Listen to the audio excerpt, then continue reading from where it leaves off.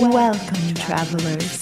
We're aware that your journey was difficult, but prepare to have your questions answered, for you have been granted an audience with the Masters of Modern.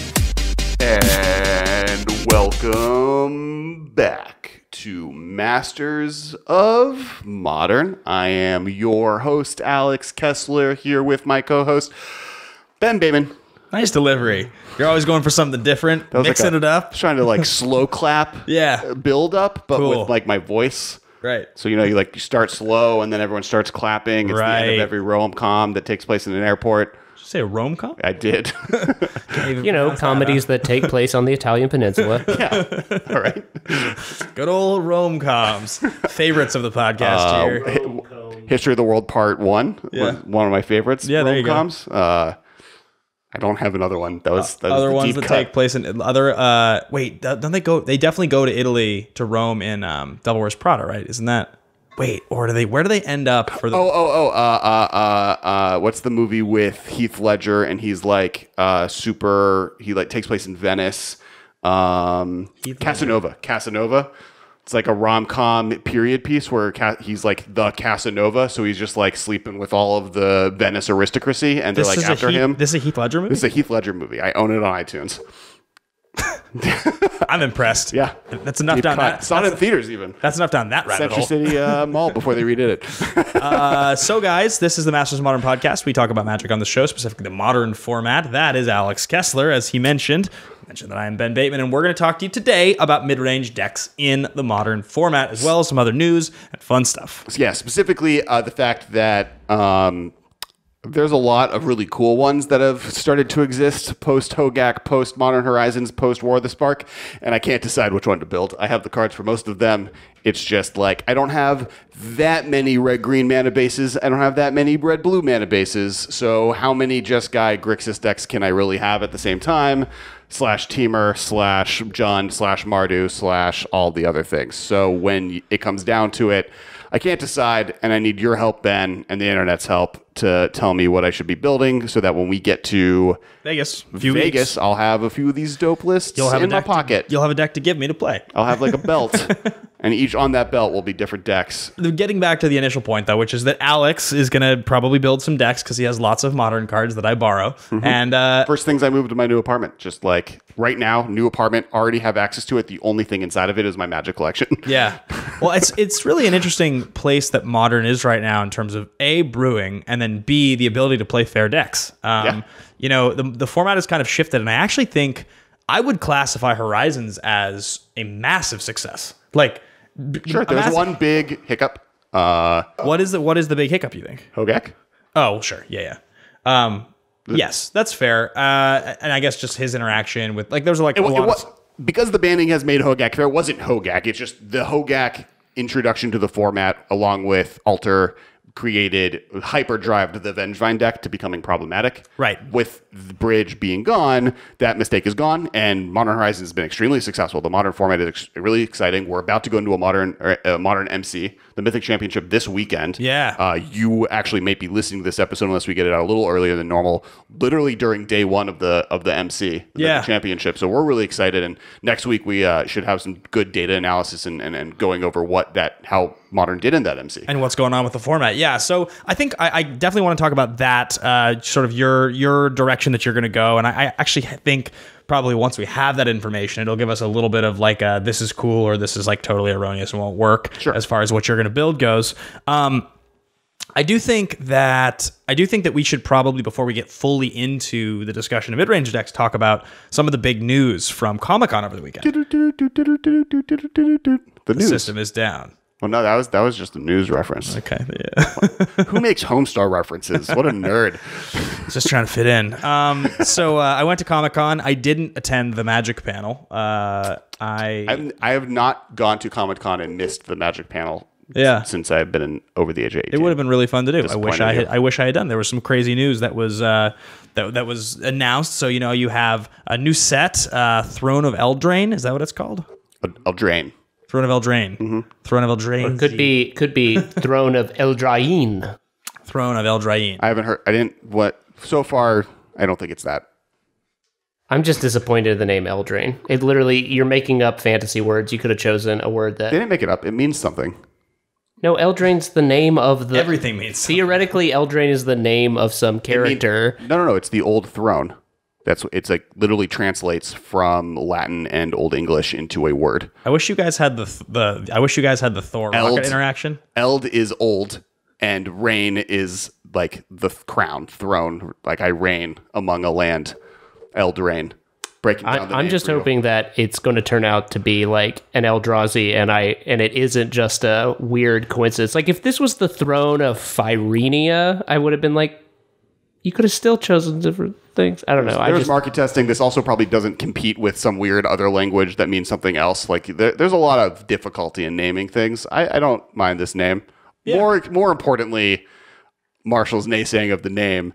Super hyped. The set looks amazing. The art looks amazing. The theme is awesome. I'm excited for Gingerbread Man and the Shrek references. Because it's like a Grimm's fairy tale meets medieval vibe, right? Yeah, it's Arthurian legend and Grimm's fairy tale. So medieval, fits. So like there's literally artwork of someone giving sword out of a lake. That's like how King Arthur got his sword. And a Gingerbread Man is going to be an art. There's people getting baked in pies. Yep. Yeah, so we're just awesome new stuff. Really excited. There's a bunch of news as far as PAX 2 that we're going to go over. But really, I mean, Morrow has talked about how he wanted to come back to this. I think one of the issues that they think they had with Lorwyn Block, which was kind of a version of this, is that there are no humans on that set, and it was a little too cartoony. And this has less of the baggage attached. They get to do all the Arthurian legend stuff. We'll get wizards with pointy hats, maybe, for the first time in Magic. I know that's big. You think we'll get like Merlin? Yeah, I mean, that's what I want. I can't wait till we get a legendary Merlin. So, although, arguably, that's what one of the few preview cards we know of. He could be their Merlin reference. So the other big news was that Brawl is back. Or there's three pieces of big news. Let's do the Brawl is back because we have a good segue. So Brawl is back, which means that what basically that means is they're introducing it to Arena, which is the best news I've heard. And honestly, the fact that they didn't do that when they announced it the first time was, and Gavin wrote a good article that came out on Monday breaking down why the Brawl release happened in this weird format release, but it being on Arena makes it way more likely that I'm going to play Arena more often. I think I've talked about on the podcast, my biggest complaints with Arena up to this point has mostly been just like land acquisition and playset acquisition of cards that I want to play with, based on the fact that I have like 20 mythic wild cards and like one rare wild card because I have to spend every single one on a land, right. Which then cuts me out of cards. With Singleton, though, I can play a lot more. Whenever Singleton events happen, I've been playing a lot. Brawl being added as a permanent feature makes it way more likely for me to start playing, and I might start streaming it. So that's really exciting. But then with that, they're coming out with pre-constructed decks. So like similar to the Commander decks that they came out with and come out with every year, they're coming out with Brawl versions of that, and we got 2 preview cards from that. The first one is a Signet. It's a 2-mana artifact that taps for any mana in your Commander's color. And that... So excited for that. It's just like the best mana rock. It's pretty much the best non-Soul Ring, non-mana crypt mana rock for Commander formats. Yeah. Does Brawl allow you to do what Oathbreaker does with a Planeswalker? It does, right? You can play a Planeswalker. You can play with a Planeswalker. You just don't get a... Yeah, so Brawl is you can either have a Planeswalker or a legendary creature as your commander. And so Oathbreakers, you can only have a Planeswalker, but it's all formats, 60 cards. Commander is only creatures. Yeah, signature spells. I mean, what's interesting is like you can kind of see with their design over the last year with the rotation of, and they said this, that they're designing for Brawl, with the rotation of Dominaria, they still added War of the Spark. And with the addition of War of the Spark, you're now getting that many more legends and Planeswalkers can be used, that many more commanders available in the format. So we're not really going to go down in parity. But the pre-constructed decks that they said is meant for that. Can you read what the other? Yeah, so the commander that they previewed, or the brawler that they previewed, is Chulain or Kulain, Teller of Tales. Costs 2 green, white, blue for a legendary human druid with vigilance 2/4. Whenever you cast a creature spell, draw a card. You may then put a land from your hand onto the battlefield. And he has 3 tap. Return target creature you control to its owner's hand.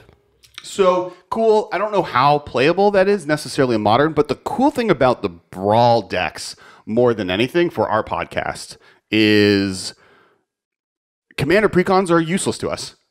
we don't get even preview cover them. We don't talk about them. Well, because if it's printed into Brawl, because Brawl is a standard reflective set, that means that those are standard cards, correct? Yeah, they are legal in Modern. Yeah. So that's part of the thing about this Arcane Signet is it's standard legal, but does nothing in standard decks because it references a commander's color identity. So they can print it into, it's one of those cards they can print into Brawl that will affect past sets. It will affect Brawl. It won't affect standard despite being standard legal. I mean, that's what ends up happening with the printing of, like, let's just say Legacy can play conspiracy cards, but a lot of those draft matters cards don't matter anyway. So they exist and they'll never get played, and that just is what it is. I mean, it's the same kind of thing, right? Right. It's a Cogwork librarian situation. Well, I mean, Command Tower is legal in Legacy. It doesn't see play in Legacy because in Legacy it reads this land comes into play and doesn't do anything. Spend your land drop to increase your land count.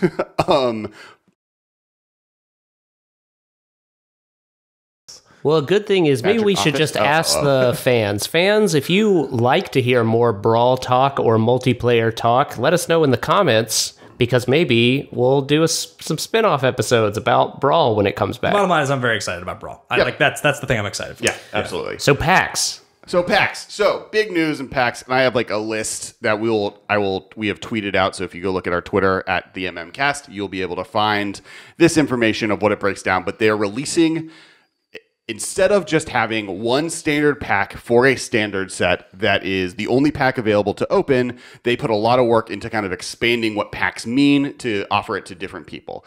And so the first one, here's the list, is, that's what's in it. So the first one is a draft booster. So what you classically know as a booster pack is now called a draft booster pack. And basically it's everything you know about a Magic pack. It has all the stuff in the standard set meant to be played in limited.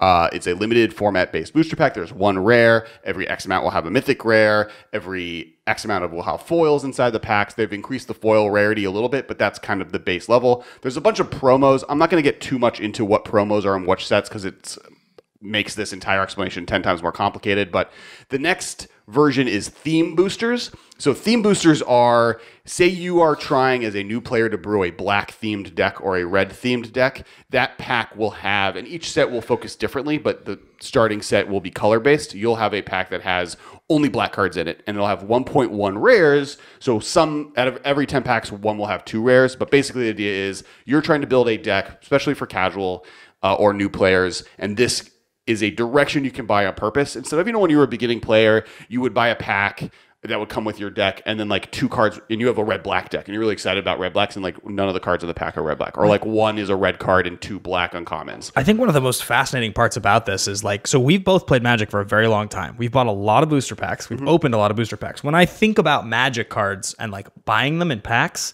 the traditional standard way you would buy a 15 card pack has just been the way it is forever. Yes, since basically what was the last 8 card pack? Homelands.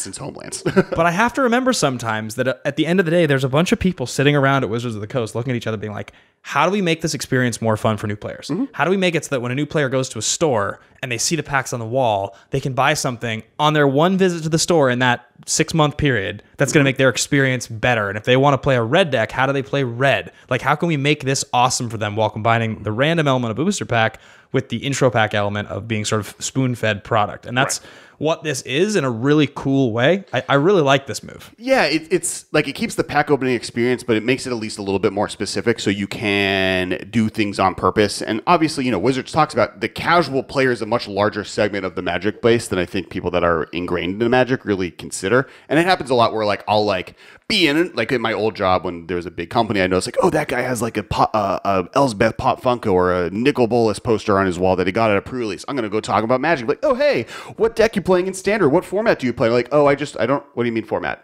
And I'm like, Right.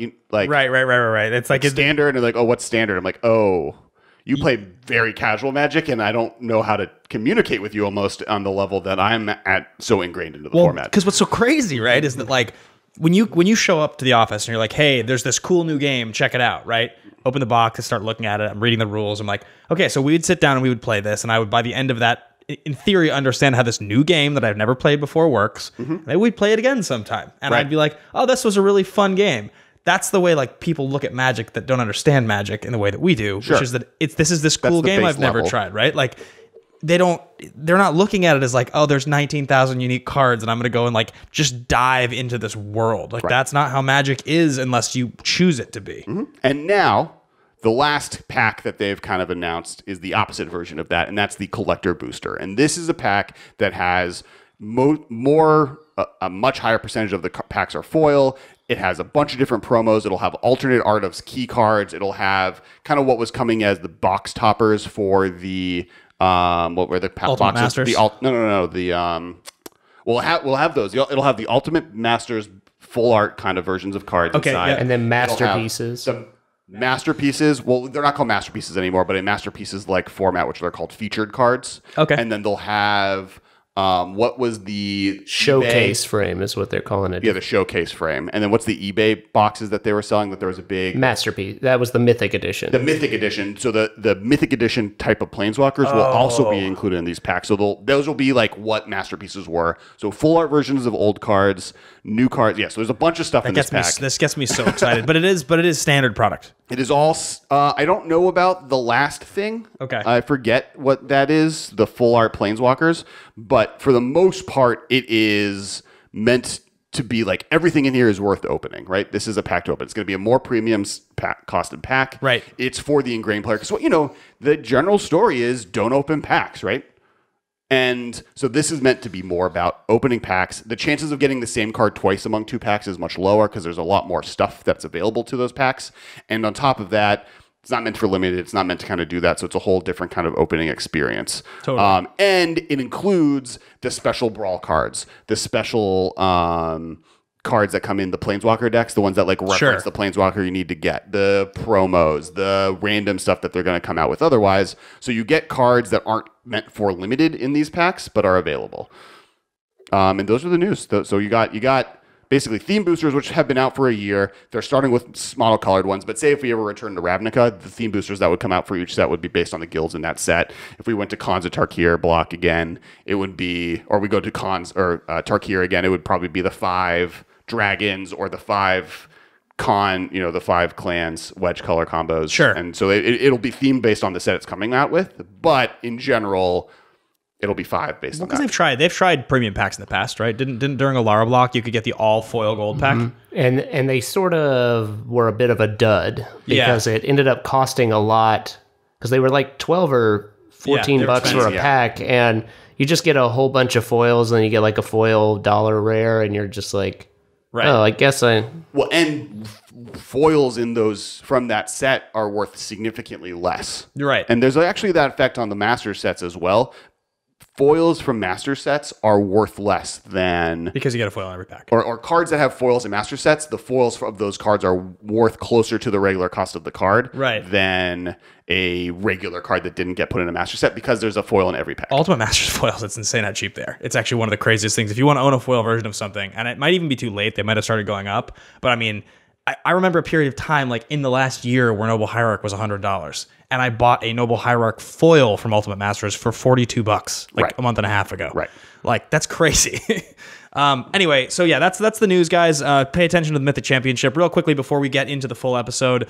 Be sure to follow along with everything we do here on Twitter at the MMcast. You can find Alex. Where can the folks find you? I am at Kess Wiley. You guys can find me at Ben Bateman Media. Also, be sure to check out the Facebook group. We've got over 5,000 people in there talking about Modern all day long, and we have a Patreon, patreon.com/theMMcast, where we post exclusive deck lists. There's access to a Discord there where we post cool new lists. There's raw versions of the episodes, no editing. Alex and I, you didn't see, we like almost killed each other arguing about Commander just a second ago. And I don't know if we cut that. Yeah, that wasn't in there. I'm probably cutting that. So if you want to hear them almost kill each other over multiplayer versus dual Magic, sign up for that Patreon. Yep.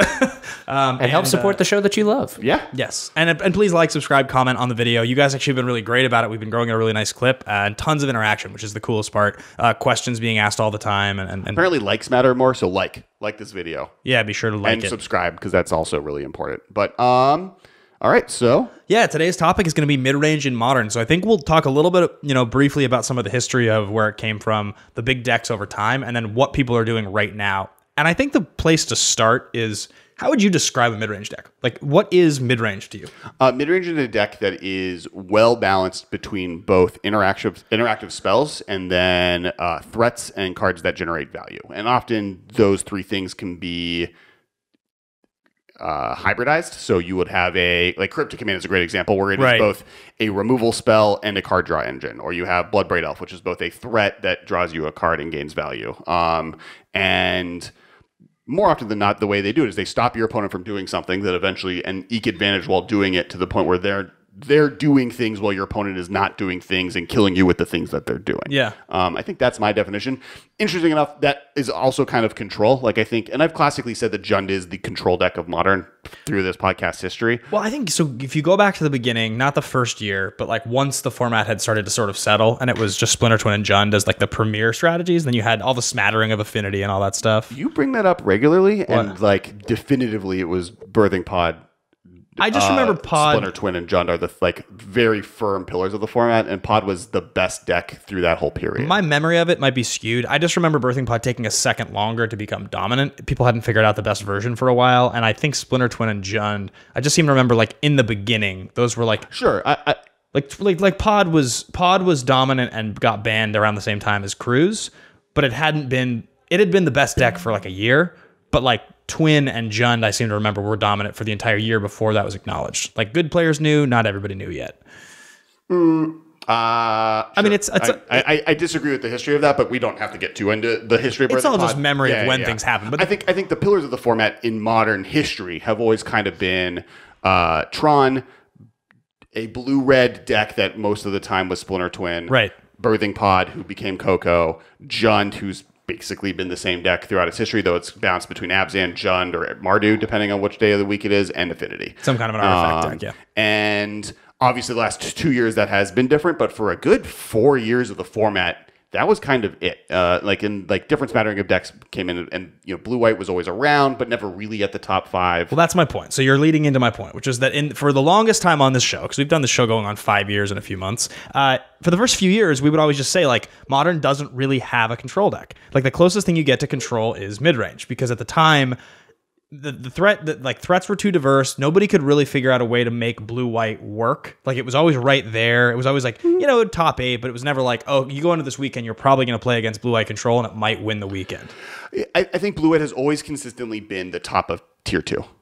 Right, whereas I think or in the last bottom year, of tier 1, but yeah. But last year with the unbanning of Jace, printing of both Teferis, I think blue-white has become... I think blue-white has been the top 3 best deck in the format for the last 18 months. So expounding again a little further on like what is mid-range, I think the thing you didn't mention is that mid-range is generally interested in 1-for-1-ing. Like it's usually a deck that wants to be hitting its drops and is like, I will trade this lightning bolt for your threat. I will counter your spell. I will Inquisition of Kozilek you. And eventually, when you've 1-for-1 for long enough, you take over with just the consistency of the power level of your cards. See, I guess I would more... Jund or mid-range is interested in 1.1ing for 1U. Okay, yeah, getting an incremental advantage. So every single card is like slight. Like I'm going to play. Like Liliana the Veil is a great example, right? Like I play this card. I now have Liliana the Veil in play, which means that this is now value I've generated. But all she does is make it so both of us discard. So every time she activates, we are both equal in parity, unless I put myself in a position where I'm ahead of you through not having cards in my hand or whatever. But for the most part, the value she gains is the 0.1 effect of her being in play, and if you play a creature into her. Which is why she's such a beautifully designed card, because if I minus Liliana and you lose a creature, now I have the minimum amount of loyalty on my powerful Planeswalker that the next time I do anything with it, we're both going to lose something off of it. So like if you allow this to be in play one more turn, I will lose the same thing you lose. Right. You can effectively ignore this for one turn if you want to, because I've already gotten the value I'm supposed to out of it, but I have that one loyalty left. Yeah, right. And if you let it survive long enough, you will lose. If you let me play with, I draw a card to get to play it and tick it down, that means you never get to hold on to a card again. Which is basically why, for the longest time, Jund was the control deck. Because Jund allowed you to play Dark Confidant. It allowed you to play Liliana of the Veil, right? So it allowed you to play Bloodbraid Elf. Those are all things that are getting you pretty significant advantage, leaving behind something pretty solid. And so that was Jund in the beginning. Jund eventually became Abzan. And you add the fact that it does also have a bunch of 1-for-1 removal spells. And it has Thoughtseize, which was and is still really the Force Soul of the format. Now we have Force Negation, which does help take a little bit of the load off the discard spells. But Inquisition and Kozilek were and are the largest stopper of unfair decks that have existed in modern history. So now here, let me ask the next question. Tell me the difference between control, tempo, and mid-range in modern. Tempo is playing something early that then everything from that point on is preventing your opponent from doing something or getting rid of that thing that is killing them. Control and mid-range, I think the line is just like the real difference is that mid-range is like slightly more aggressive. You're playing Tarmogoyf and Control is playing a Planeswalker. Like Control, I guess, I'm going to do nothing but stop you until you no longer can do anything, and then I'll kill you. I'll kill you in the end game. Where mid-range is much more the things that I'm doing to stop you also kill you. I think if I was going to define each one, it would be that tempo doesn't mind hemorrhaging some level of card advantage to maintain advantage. Like that is just tempo in general. So like before the show started, I said to Marshall, in the old days, Bloodbraid Elf was like the premier card from Jund, right? Like you would play Bloodbraid Elf, it was a 3/2 haster for 4, you'd get another card out of it. So you were getting a good sized body with haste and something else, a full card for 4 mana, right? Today, a Death Shadow plus a Stubborn Denial and a Thoughtseize, it's 3 cards to get a similar, chokehold, but it's arguably more powerful than Bloodbraid Elf was because even though you're spending 3 cards for a similar effect of just threat, it's what Modern is now. Well, but, One mana Jund 3 is playing times. 2 Bloodbraid Elf still, right? Like they're back to playing 2, and some of that is Bloodbraid Elf's value in Jund is mostly dictated on how good and permanent the things you're cascading into, and I think Jund moved away a little bit from that being true. But so I think my point is if you spend 3 cards to generate, get rid of their removal spell, hold open your counter spell, and have your big threat, that's tempo. Yeah. You're sacrificing multiple cards to protect your ability to win the game. The difference between control and mid-range to me is that in a control deck, it's very, very rare you're playing something on turn 2 or turn 3 that if unchecked will just win the game for you. Whereas if Jund just Thoughtseizes you and then plays a Tarmogoyf and you don't answer it, you might just lose. Right. And I do think that there's something to be said for all of these. Like the way we classify decks is mostly just a tool of being able to quickly understand what's going on. Right. And that's why I've said Jund is a control deck this whole time is, in reality, they're all the same. Right. Like all 3 of them, like the powerful capabilities of a modern deck is often that you can perform on different levels. Like Jund is powerful because it can be a control deck. It can just play removal spells and Thoughtseize until the late game and kills you with a Raging Ravine. It can play tempo. It can play a Tarmogoyf early and then protect, Thoughtseize you out of removal spells and kill your blockers. It can play Splinter Twin is obviously the classic example of it, is that you have to spend so many resources stopping them from comboing out that they kill you with a tempo game plan in the meantime. Well, right. And I think again, you're talking about classifications. And I think the funniest part about that is that I've heard people describe Burn as a combo deck before. They're like, you're just assembling 6 things, 7 things all in conjunction to win the game, right? So it's like, what's the difference between Burn and Storm at that point? Right. Just redundancy. It's just redundancy in the number of things you can hit in a certain number of turns. So I think the definitions, what we can both agree on is that mid-range decks are decks that by the 4th turn of the game are pretty set up. Usually that's kind of the idea. By the 4th turn of the game, you've probably interacted, you've probably played something to either generate card advantage or played a threat. So I recently have come up with, and the number that I'm going to use can be played with, and I'd love to hear the community's thoughts on it, how to define a combo deck. A combo deck is a deck that has X amount of cards that actually don't do anything. Okay, yeah, that's fair. Just like Splinter Twin was the combo part of that deck. Well, Andrew Brown used to say, I'm playing a tempo deck and 4 Pokemon cards. I think 8 Pokemon cards. 8 cards that actually don't read that do anything. And then Storm is playing a bunch of cards that actually don't do anything if you cast them. Right. But if you cast all of them at once, this other card kills your opponent. Well, that's like the mill deck, right? The mill deck that got popular a year or 2 ago. That's just a combo deck. You're not affecting the board at all. You're not interacting at all. You're just milling them out until they lose. Oh my gosh, Scheming Symmetry. I watched a streamer the other day Scheming Symmetry his opponent on turn 1 and then double archive trap them.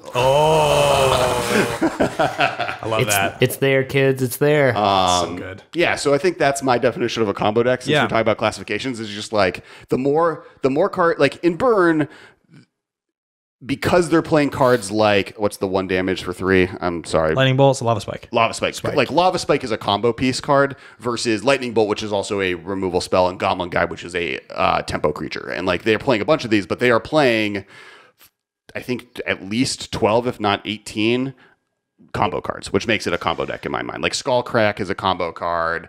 Any of the like blue-white, Boros Charm, that's a combo card because it doesn't do anything except win you the game. Your point is that Lightning Bolt can actually point at a creature, it can interact, whereas those cards are just their head and their life total is always irrelevant until it's 0. Right. So now through the format as we continue going on, obviously we talked about that original time period. We've mentioned it a lot of times, Deathrite Shaman turned sort of Jund into 4-color Jund. Then that turned into Abzan, which became a premier deck for a very long time. You had a similar effect with Siege Rhino where it was getting you that same advantage that a Bloodbraid Elf would have sort of previously gotten you. And on that point, I had Abzan, I had Jund, I've had Mardu built, I've had a blue-white X deck basically since the format has existed. I think right now I'm currently in the longest period of time where I don't have a blue-white deck built because you took all my cards for Countercat and then put half the cards into like my burn deck box, and so now I don't know which deck box Do I still have belongs to. it? No, you gave it back. Okay. You just gave it back over 3 boxes shuffled among them. I did a good job. No. Commander sucks. No, I'm just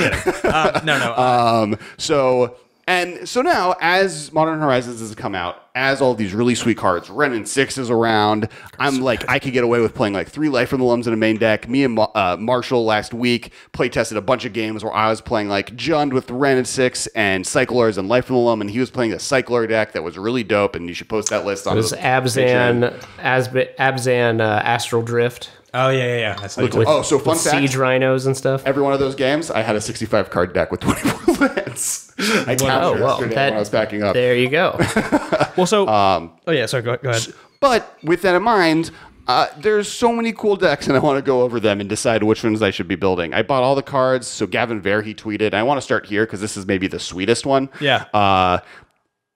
Gavin Verhey tweeted at the last, he went into a Mythic Champion, or maybe it was SCG Con, a teamer list that was playing Arcanist.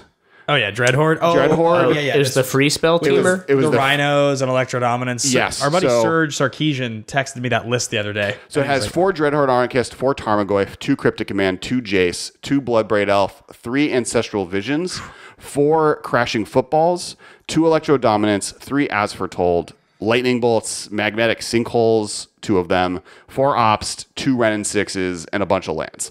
And this deck is dope.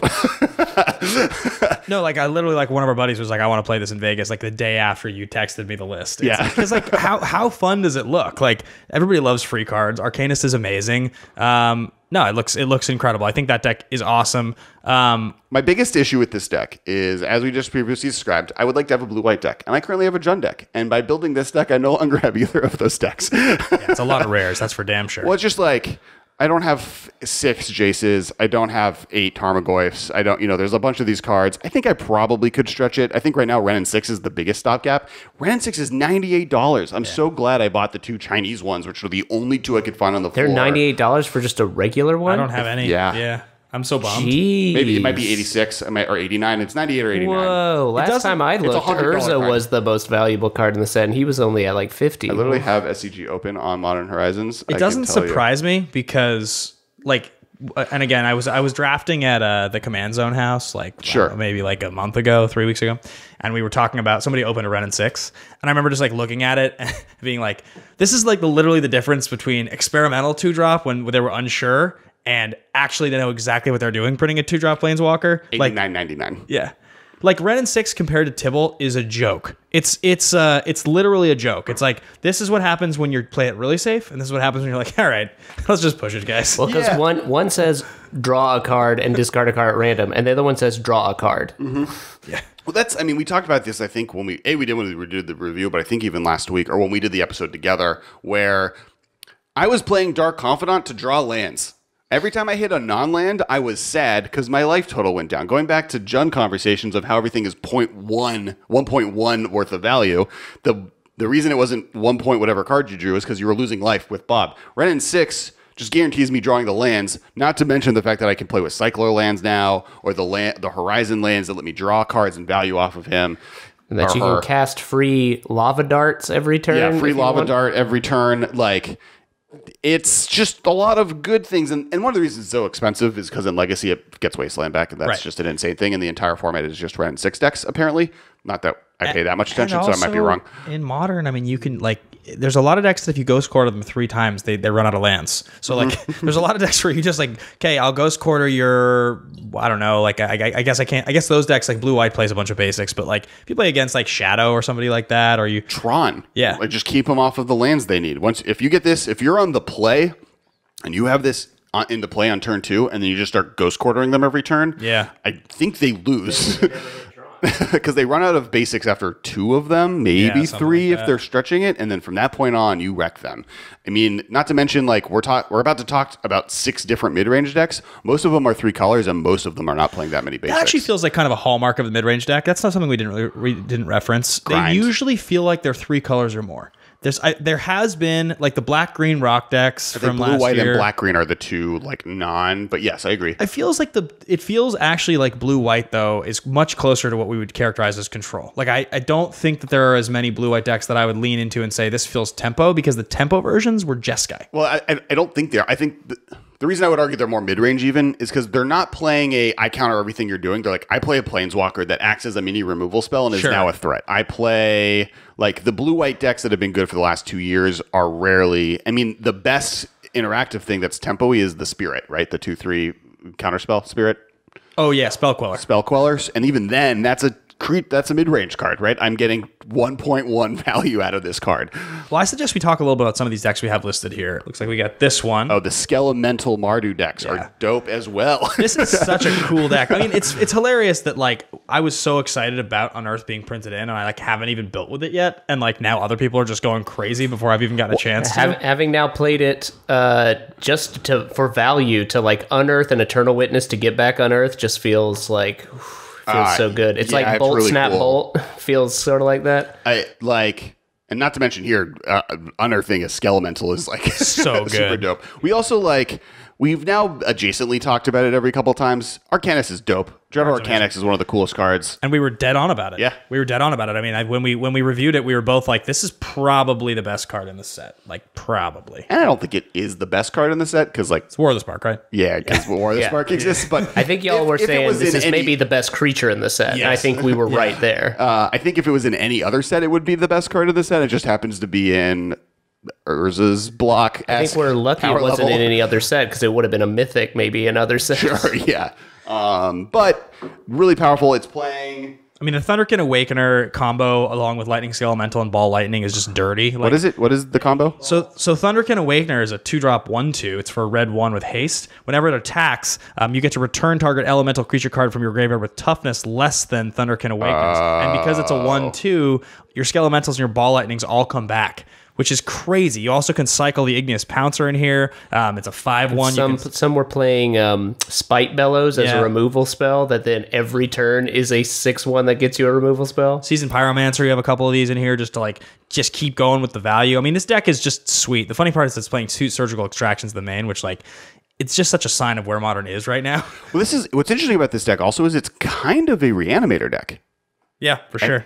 This is more of a Reanimator deck than we've had other than Grishal Brand, which is way more of a weird combo deck that wins the turn it goes off. Like, this is really, I think this deck's really cool. It does really properly feel like a mid-range deck. I mean, it's not as normal or sort of fair as a mid-range deck normally feels, where it's just like playing spells into play and like lots of powerful cards. It's definitely doing like more clever stuff. But I have seen a bunch of Mardu just classic Skelemental lists that are not as go off as that one looks like it's doing. That one looks more like a combo tempo deck. But definitely Skelemental is a mid-range card. Like, people are playing it. So now talking about the blue-white decks that you were mentioning that are somewhere between control and mid-range. You know, I'm looking at a blue-white one here, and it's playing all of your standard blue-white lands. It's got 4 Field of Ruin, 3 Celestial Colonnade in there. 4 Opt instead of Serum Visions. I see no Serum Visions in the list. I've got, Logic Knots and Mana Leaks as like 1 of each. We've got 3 Narset Parter Veils, 2 Teferi Time Raveler, a Gideon Jura, 2 Jaces, Jace, the good Jace, and Teferi, Hero of Dominaria. So you're playing only 1 Teferi. It's Gideon of the Trials is the Gideon that's in there. Oh, it's 3 mana Gideon. Yeah, and then 2 Force of Negations. I mean, I think one of the reasons it's cut down a little bit on the counter magic is because of the Force of Negations. I think it's playing Opt partially because this deck is not trying to find a thing. It's just trying to make sure it's doing the best thing it can. And Opt lets you find those pieces as you need them. And obviously there's a ton of blue-white control lists. That's the one thing with blue-white control that I think is maybe more of a control staple, right? Like mid-range can be more generically proactive, and blue-white control needs to kind of meld itself to the format it's going to. So this was, I forget where I got this list. It was on Twitter. It was a specific pro who said he won't be playing it, but this is the list they would be playing. And it's very, very specific. Like you get a bunch of one-ofs. You get a bunch of cards that are very situational, but you can cycle through and you have the card advantage to find them.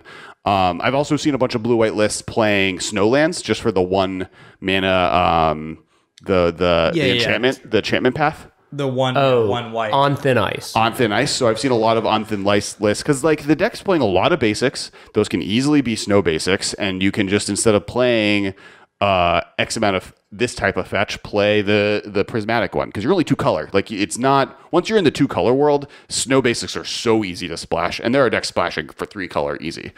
Yeah, I think you're playing 24 lands here, and which by today's standard in Modern, 24 lands is that's like the max out control number. Like it used to be back in the day, like 27. You could see people play 27 lands because like man lands, but just like the consistency of the format, how fast everything is now. 24 is a high number. Well, 7 of these lands are spell lands, right? So like the fact that a deck playing 7 spell lands is at 24, it says a lot. Yeah. So I think what's really interesting about this deck is when you ask why Opt over Serum Visions, you mentioned you want to be doing something to get to your planeswalkers, but also you resolve a planeswalker, you pass. If they don't remove it, now you want to be in a situation where end of turn, you can Snapcaster Mage to come down and block the thing that's trying to get in to kill your planeswalker. You'd like to be able to do it at instant speed so your opponent miscalculates, thinking that they're going to be able to take your planeswalker out. And when you do it, you want to be able to recast a path or recast an Opt, which is why it's harder to play a deck like this with Serum Visions because you don't necessarily want to be doing it on your turn. And Opt is just better with 5 mana Teferi, just like as a standard base level position. 100%. I mean, of all the control decks that we've had, you were talking earlier about like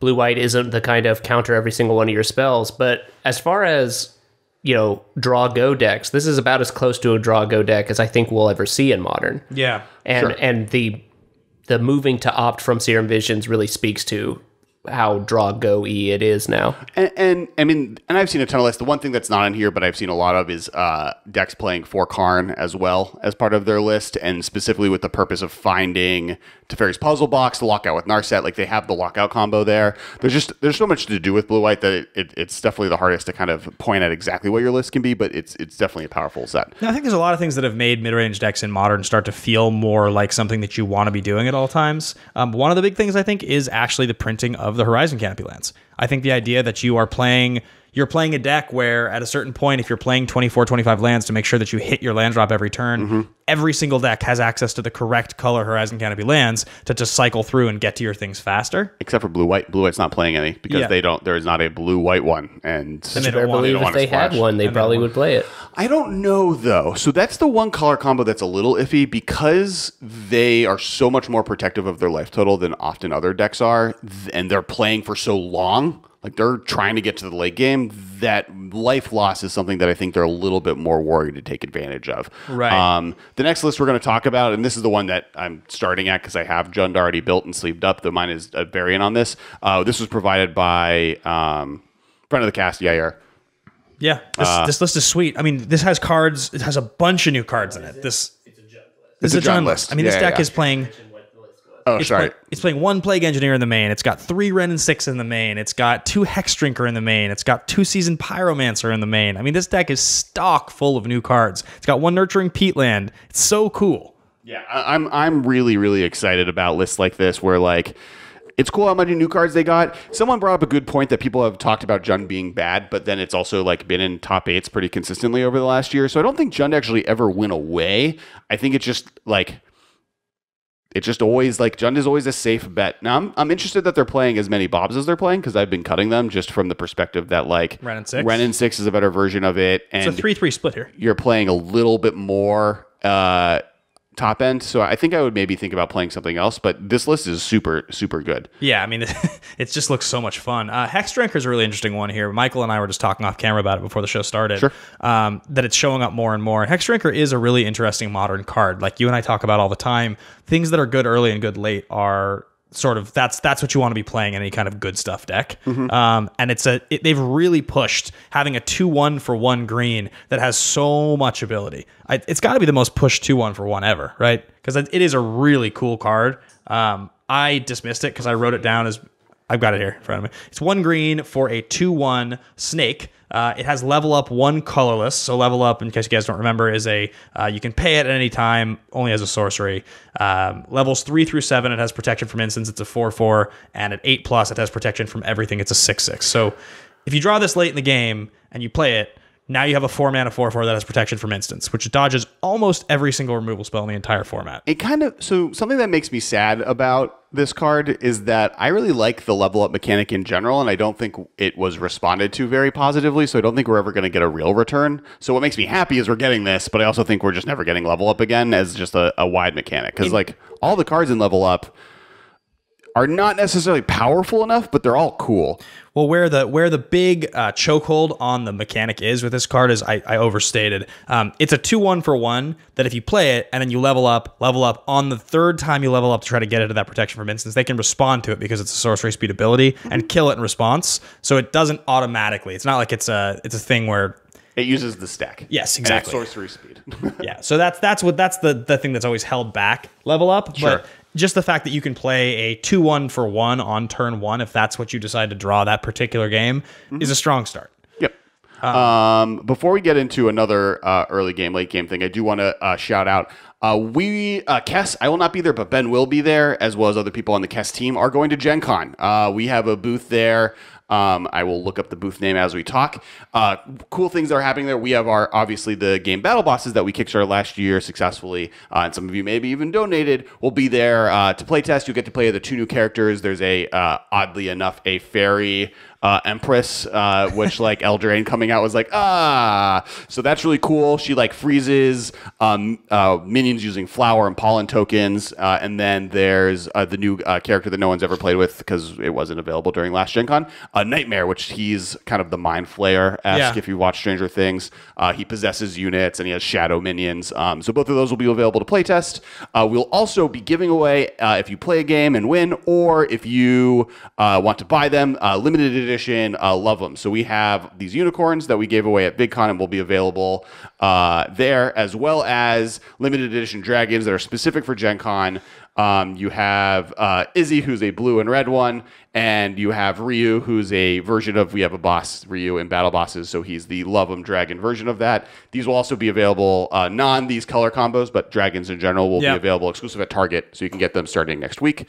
And then I'll have some of all of this at GP Vegas, or Magic Fest Vegas, which we'll both be at, and we'll be playing Commander games, playing Modern games, we'll doing some other stuff that we're going to announce next week.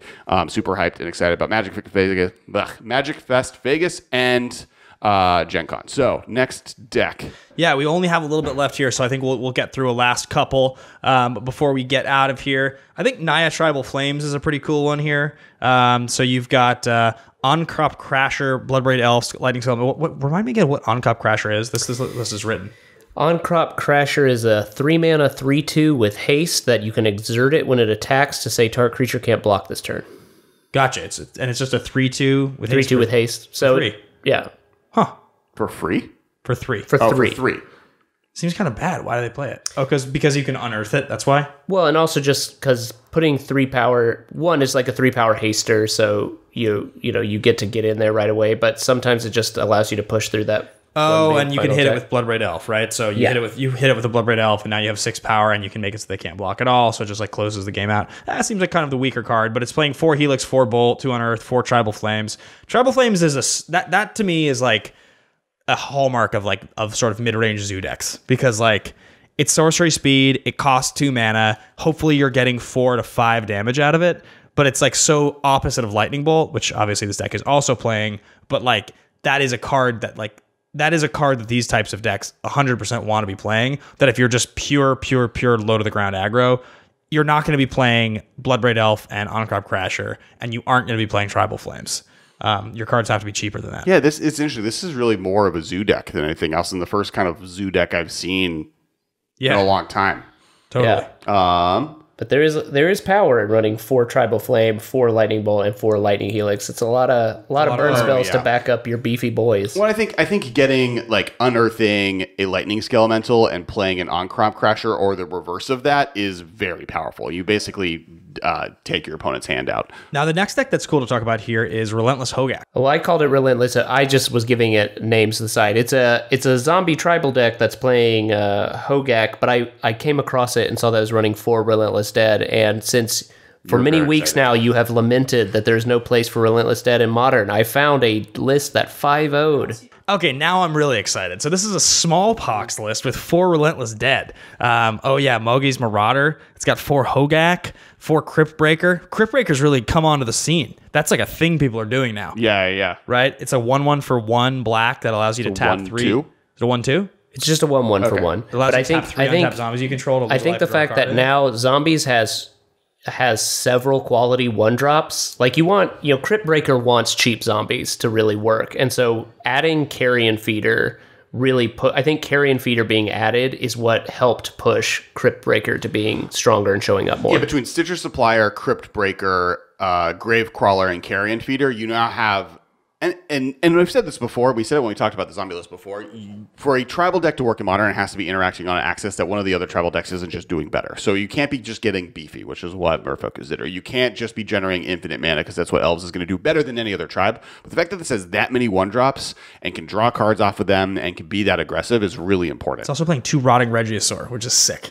That's the 7/6 for 3. It's got big Reggie. We talked about that when we did our review, right? That was one of the last cards we got on there. Sweet. So, yeah, I had a little bit of doubts, but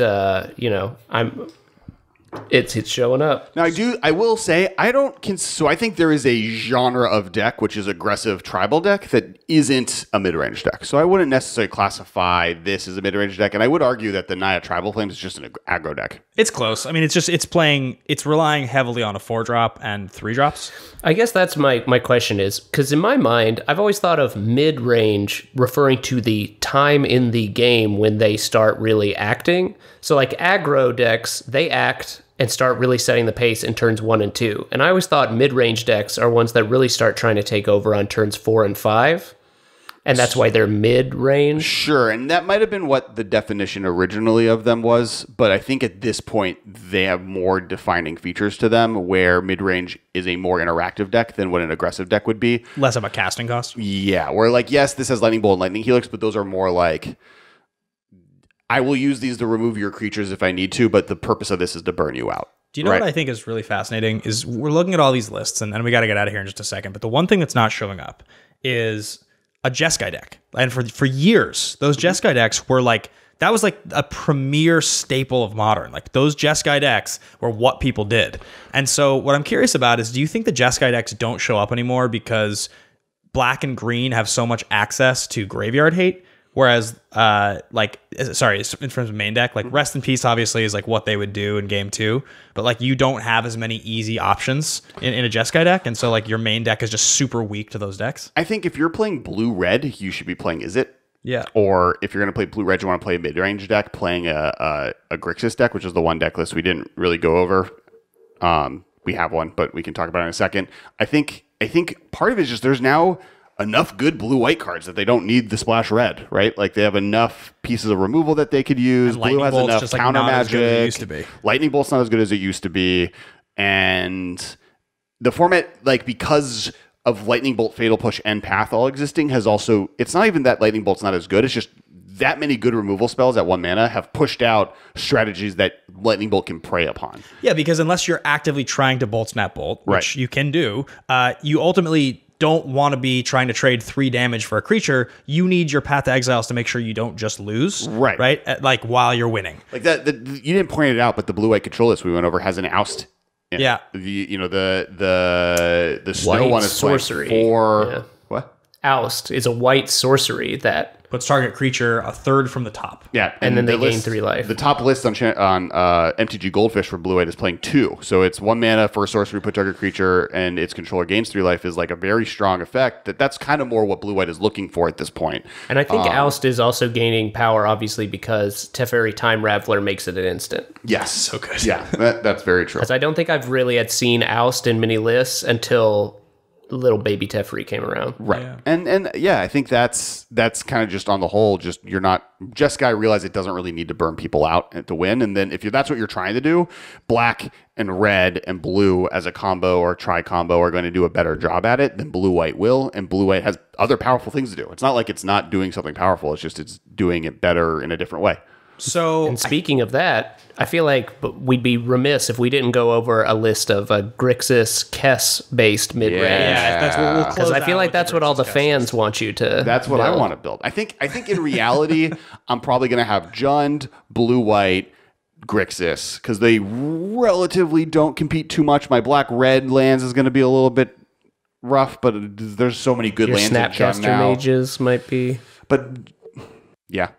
When you resolve Kess on like, I guess let's just say maybe it's on like turn, I guess you probably want it to be on turn 6, right? Like because you're playing no you have Force of Negation. So okay, so you resolve your Kess and then the next turn this is playing 3 Kolaghan's Command. Be able to cast Kolaghan's Command and then cast another Kolaghan's Command the same turn in a Kess deck. It's really good. So the Grixis mid-range deck we're going to be talking about was provided by Sam Morsey 178. Cool. He sent us to on Twitter. He might have a different Twitter account. That's his tapped out account. But yeah, I mean, the other thing is like Surgical Extraction is in this format, right? So you can play Kess and Surgical 2 of their cards in the turn you cast her, which is really strong. It's playing 2 Narset Parter Reveals, which like, man, Narset, talk about a card that when it got previewed was not, we were not freaking out about Narset. Narset was not a card that we all looked at each other and were like, wow, this is going to become a 2 to 3 of in like every mid-range and control deck that plays blue. Right. And it's in every deck now. Like it's... Yep. And I guess we should have seen it because it's like double impulse and turn off all your opponent's card draw. Yeah. No, like, and this list is fair. Like this list is not running any sort of windfalls or puzzle boxes or anything like that. This one is just using Narset to draw 2 cards and maybe preemptively counter some opts. We talked about we talked about Ashiok Dreamrender like at length. That was like that's going to be the card from this set that makes it impact, and it's like the 9th most impactful card from the set or something like that. Like not even close. Yeah, which is both a statement on how powerful this set is, and also just there's a lot of graveyard removal now. Yeah. So, but yeah, so looking at the rest of what's here, you know, I mean, I think the win conditions obviously being, you know, Kess, 2 Creeping Tar Pits in there like normal, just like kind of a suite of cards. There is 1 Factor Fiction in here, which is really, really cool. I had the opportunity in a game recently of Highlander to cast Factor Fiction off of a Kess. No, it wasn't even Highlander. It was in Horizons. So Horizons Draft. I drafted both a Kess and a Factor Fiction, and I got to cast it off of it. Double Factor Fiction. Epic. This deck seems sweet. This seems like of it's all the got ones Young Pyro in too. Your good friend Young Pyro. 3 of them. I feel like this deck seems like of all the ones we've gone over, the one I would enjoy playing the most. Okay, so I'll make sure I have it for me for Vegas, so I can just play your deck. It seems really sweet. So, all right, guys, that's gonna wrap up the episode. We are out of time today. Be sure to check us out at Gen Con. I'll be there hanging out, giving out free unicorns and talking magic. So normally you have to buy them. There'll be reasons that stuff gets given away possibly that we'll establish, but they'll be for sale there. At GP Vegas, we'll have some to give away as well. Yeah. And should be awesome. Thanks for listening. Thanks for watching. Yep. Be sure to follow along at the MMcast on Twitter. Also, be sure to check out our sister podcast, The Command Zone, and Game Nights, both from Jimmy Wong and Josh Lee Kwai, the other guys in the Collected.company brand. Yeah. They do great stuff. And big shout out to their team. They have a big team working on all that content, and they all work really hard. Yeah, we look forward to seeing everybody at Vegas in a few weeks. So looking forward to that. All right. Bye, guys. Bye. Thank you for your attention. See you later, alligator. This has been a production of Time Traveler Media, sending podcasts into the future.